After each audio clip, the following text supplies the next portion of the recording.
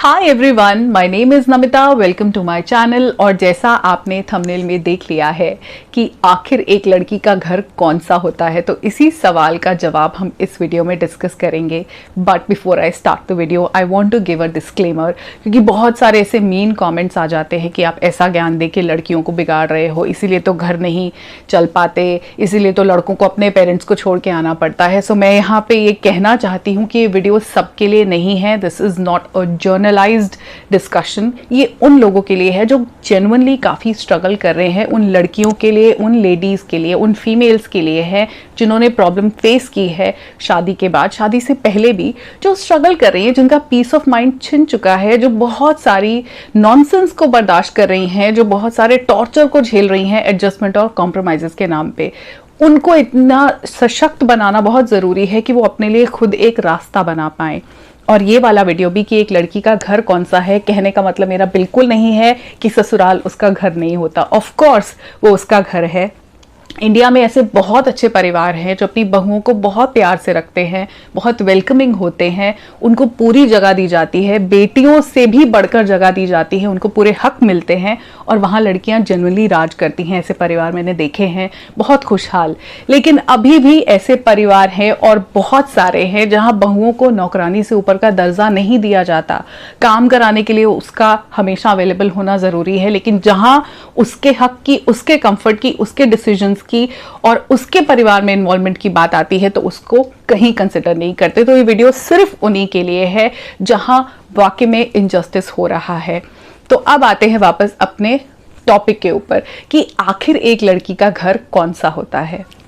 अब जो लड़कियां इस वीडियो को देख रही हैं, बड़े होते हुए अपने ग्रोइंग अप ईयर्स में, अपने मायके में ये जरूर सुना होगा कि ये जो नखरे दिखाती हो ना, अपने घर जाके दिखाना। ये जो छोटी ड्रेसेस पहनने का तुमको शौक चढ़ा है, जीन्स के साथ क्रॉप टॉप पहनने, अपने घर जाके पहनना।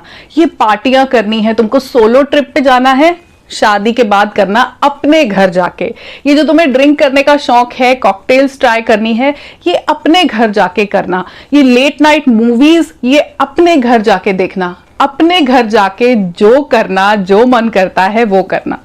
अब ऐसे में लड़कियां जब ये सुन सुन के बड़ी होती हैं तो उनको ऐसा लगता है कि शादी करने के बाद उनको कुछ फ्रीडम मिलने वाली है, जैसे उनकी आज़ादी उनके हाथ में तभी मिलेगी जब वो शादी कर लेंगी।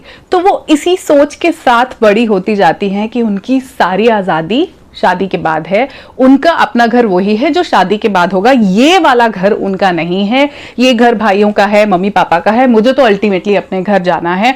और पूरा कहीं ना कहीं प्रोसेस भी ऐसा ही है कि लड़कियों को प्रिपेयर किया जा रहा है कि तुम शादी के लिए तैयार रहो, तुम शादी ही तुम्हारा मतलब अल्टीमेट गोल लाइफ का वही है। उनको सारी नॉलेज, सारी इंस्ट्रक्शंस उसी पे बेस्ड मिलती कि कल को उन्हें उस घर में जाना है जो उनका अपना होगा।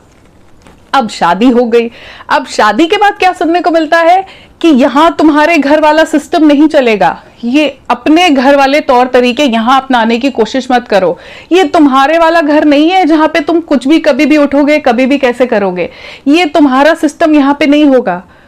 तो ऐसे में वो लड़कियां बहुत कंफ्यूज हो जाती है कि वहां पे तो मैं सुन रही थी कि अपने घर जाके करना, अब यहां पे आके कह रही है जो तुम्हारे घर में तुम सीख के आई हो ये नहीं चलेगा। तो उनको समझ में ही नहीं आता, वो इस जवाब को ढूंढती रहती है कि आखिर मेरा घर है कौन सा। सो ये वीडियो डेफिनेटली उन्हीं लोगों के लिए जो इस सवाल का जवाब ढूंढ रही है कि मेरा घर कौन सा है। मम्मी पापा तो कहते थे कि अपने घर जाके करना, अब यहाँ के बुजुर्ग मुझे कह रहे हैं कि ये तुम्हारा घर नहीं है, तो मैं क्या करूं। और उनको वो ट्रीटमेंट भी नहीं मिलता, वो अपने तरीके से वहां उठ नहीं सकती, बैठ नहीं सकती, अपना रूम डेकोर नहीं कर सकती, घर की किचन उनके हिसाब से नहीं चलेगी, घर का कोई भी सिस्टम उनके हिसाब से नहीं होगा, तीज त्योहार फेस्टिवल नथिंग, इंक्लूसिवनेस नहीं है। तो उनको वो फीलिंग भी नहीं आती, मतलब कोई बोल रहा है अगर उसको सुनना इंसान एक बार छोड़ भी दे कि कोई बात नहीं, बड़े हैं कह दिया, लेकिन उनको अंदर से वो फीलिंग नहीं आ रही है ये घर उनका है। उनको ऐसे लगता है कि वो किसी और के घर में रह रही हैं, पीजी में रह रही हैं, यहाँ उनका कोई हिसाब नहीं होगा। ऐसे में ये सवाल दिमाग में आता है कि मेरा घर कौन सा है, वो घर तो मैं छोड़ के आ गई, अब यहाँ पे मुझे अपना घर लग नहीं रहा, ना मुझे कोई महसूस करा रहा, ना मुझे खुद से फील हो रहा, तो मैं क्या करूं। इसी सवाल का जवाब देने के लिए मैं ये पूरा वीडियो बना रही हूं।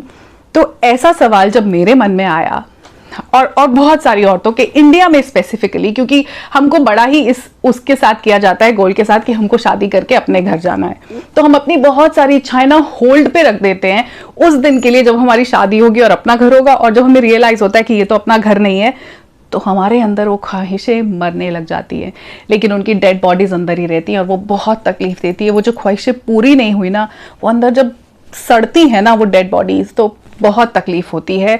इसीलिए हमारे देश में औरतों को माइग्रेन इतना ज्यादा होता है, इसीलिए इतना स्ट्रेस है, इसीलिए इतना डिप्रेशन है, इसीलिए पैनिक अटैक आते हैं, रातों को नींद नहीं आती, दवाइयां खा के सो रही हैं, बॉडी एक है, रेस्टलेसनेस है, सब कुछ कर रही है, लेकिन end of the day feeling क्या है?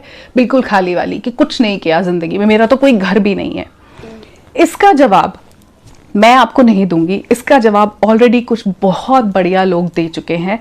यहाँ पे मैं नाम लूंगी दैट क्वर्की मिस अदिति का। जब मैंने देखा उनका वीडियो, तो उस लड़की ने इसका जवाब ऑलरेडी दे दिया है कि एक लड़की का घर कौन सा होगा। उसने 27-28 की एज में अपने लिए एक खुद का घर खरीद लिया है। उसने वेट नहीं किया शादी होने का, उसने वेट नहीं किया कि एक दिन आएगा जब मेरा घर होगा। She worked very hard to get herself a home, to buy herself a home। जब हम इक्वालिटी की बात करते हैं तो घर बनाना सिर्फ लड़कों की जिम्मेदारी क्यों है? ये जिम्मेदारी लड़की की भी तो है। दैट क्वर्की मिस अदिति, जिनका मैं यहाँ पे हैशटैग डाल दूंगी, अगर आपने उनके वीडियोस नहीं देखे या आप नहीं जानते, ऑफ कोर्स वो बहुत फेमस है, मैं कौन हूँ मतलब उनके बारे में बोलने वाली, लेकिन आई वाज सो इम्प्रेस्ड कि ऐसी भी लड़कियां हैं। इनके जिंदगी में वो सवाल कभी आएगा ही नहीं, because they have a home of their own. ऐसे ही दूसरा नाम है स्वाति भामरा, जो लुधियाना से हैं, पंजाब से। उन्होंने शादी के बाद अपने लिए घर लिया, एक नहीं दो घर लिए। And this is such a proud thing. When I look at these females I feel so proud. उनके पास बच्चा भी है। स्वाति भामरा ने एक किचन में बैठ के अपनी घर की सारी जिम्मेदारियां निभाते हुए, अपने हस्बैंड को भी वो पूरा उनके ध्यान रखती थी, अपने बच्चे को भी पूरे फुल मेहनत के साथ पाला है। उसके साथ साथ किचन में बैठ के उन्होंने वीडियोस बनाए, मेकअप वीडियोस बनाती है वो, और उसके साथ उन्होंने इतना हार्ड वर्क करके इतना पैसा कमा लिया कि वो अपने लिए घर खरीद सके, कि उनके सामने कोई ये सवाल ना रख सके कि तुम्हारा घर कौन सा है, या पूरी जिंदगी उनको ऐसे लगे मैं किराए पे रह रही हूं, या मुझे अपनी शरीर को तोड़ के इनकी सेवा करनी है ताकि मुझे कहीं पे इज्जत मिल जाए, कहीं मेरा घर हो। They have their own home. So इस सवाल का जवाब कि आखिर एक लड़की का, एक औरत का घर कौन सा है, ये है कि उसका घर वो है जो वो खुद खरीदेगी।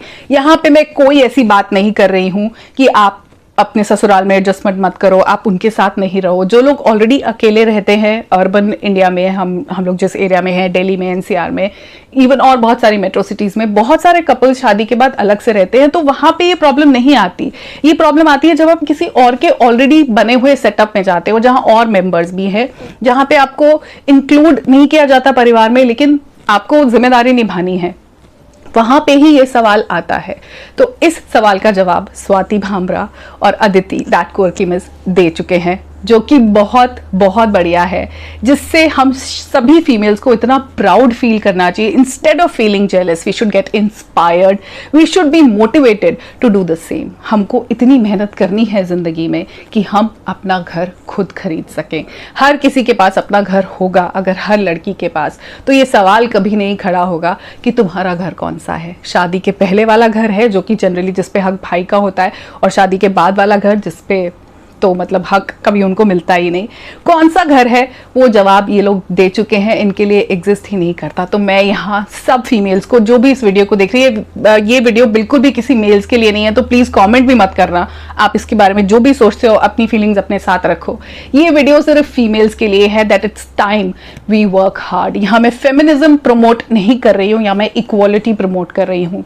अगर एक आदमी की, एक लड़के की जिम्मेदारी है घर बनाना, तो एक लड़की की भी उतनी ही जिम्मेदारी है अपने खुद के लिए घर बनाना, कि कभी उसको ये किसी से पूछना ना पड़े कि मेरा घर कौन सा है, या उसको ये फीलिंग ना आए कि किसी का एहसान है जिसकी वजह से मैं यहाँ रह रही हूँ, कि वो सारी जिंदगी अपनी दूसरों की सेवा में दूसरों का अत्याचार बर्दाश्त करती रहे, सिर्फ इसलिए कि ये मेरा घर भी हो जाए।